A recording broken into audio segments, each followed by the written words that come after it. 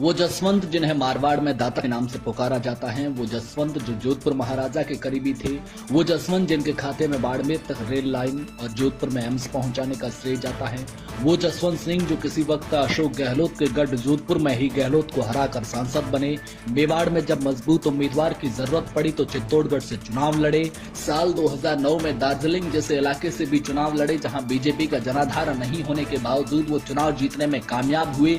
लेकिन जब अपने ही गृह क्षेत्र में चुनाव लड़ने की बात आई तो पार्टी ने टिकट नहीं दिया।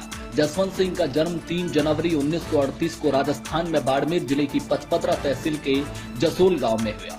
वे राजपूत जाति के थे, राठौड़ गोत्र से थे और बाड़मेर, जैसलमेर, जोधपुर समेत पूरे मारवाड़ में उनका नाम सम्मान के साथ लिया जाता था। जसोल पहले भारतीय सेना में थे और फिर राजनीति से जुड़े। वाजपेयी सरकार में वे वित्त मंत्री, रक्षा मंत्री, विदेश मंत्री भी रह चुके हैं। साल 1998 से 2002 में वाजपेयी सरकार में विदेश मंत्री रहे। साल 2002 में यशवंत सिन्हा के बाद वित्त मंत्री बने और साल 2000 में जॉर्ज फर्नांडिस के बाद देश के रक्षा मंत्री बने। जसवंत सिंह की गिनती बीजेपी के बड़े नेताओं में होती थी, लेकिन वाजपेयी के साथ उनके बड़े बेहतर संबंध थे।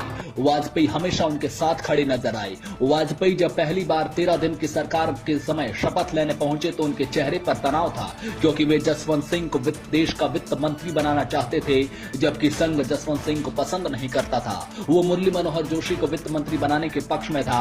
वाजपेयी भी अपनी बात पर अड़े रहे और आखिर इन दोनों से अलग यशवंत सिन्हा को देश का वित्त मंत्री बनाया गया। लेकिन ध्यान रखिए, यशवंत सिन्हा के इस्तीफे के बाद आखिरी 2 साल वित्त मंत्रालय का जिम्मा जसवंत सिंह के पास ही था। पोखरण परमाणु परीक्षण के बाद अमेरिका ने जब भारत पर तमाम प्रतिबंध लगा दिए तो वो जसवंत सिंह ही थे जिन्होंने कई बार अमेरिका का दौरा किया और आखिर अमेरिका को राजी करने, भारत से प्रतिबंध हटाने में कामयाब हुए। हालांकि इस बात के लिए वामपंथी धड़ा उन्हें अमेरिका का एजेंट भी कहता था। इसके अलावा 13 महीने वाली वाजपेयी सरकार में जब जयललिता अपने तल्ख व्यवहार को लेकर सरकार के लिए मुसीबत बनी हुई थी तो जसवंत सिंह ही थे जो हर सप्ताह दक्षिण भारत के तमिलनाडु के दौरे पर जाते और जयललिता को मनाते। कंधार विमान हाईजैक के समय भी जब 3 आतंकवादियों की रिहाई और उसके बाद में विमान को सुरक्षित लाने का जिम्मा देना पड़ा तो उस वक्त आतंकवादियों को ले जाने वाले प्लेन में विदेश मंत्री के तौर पर खुद जसवंत सिंह थे।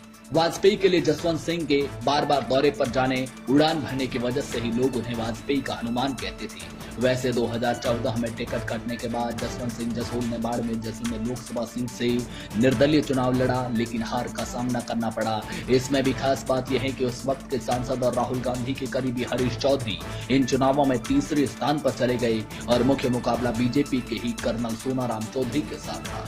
2014 के लोकसभा चुनावों के बाद 7 अगस्त को भी दिल्ली में अपने आवास पर रात के समय फिसलकर गिरने से सिर पर गंभीर चोटें आ गई और करीब 5 साल से ज्यादा समय से वो कोमा में है। ये संयोग की बात है कि जिस पार्टी में पीएम मोदी जसवंत सिंह का हमेशा सम्मान के साथ नाम लेते हैं, उसी पार्टी ने उनकी सियासी बेकदरी की। जिस पार्टी की सरकार में उन्होंने विदेश मंत्री, रक्षा मंत्री और वित्त मंत्री का काम संभाला, उनके कोमा में रहते हुए उसी बीजेपी सरकार के विदेश मंत्री, रक्षा मंत्री और वित्त मंत्री का निधन हो गया। दोस्तों, ये वीडियो पसंद आए हो तो लाइक कीजिए, अपने दोस्तों के साथ व्हाट्सएप और फेसबुक पर शेयर कीजिए। शुक्रिया।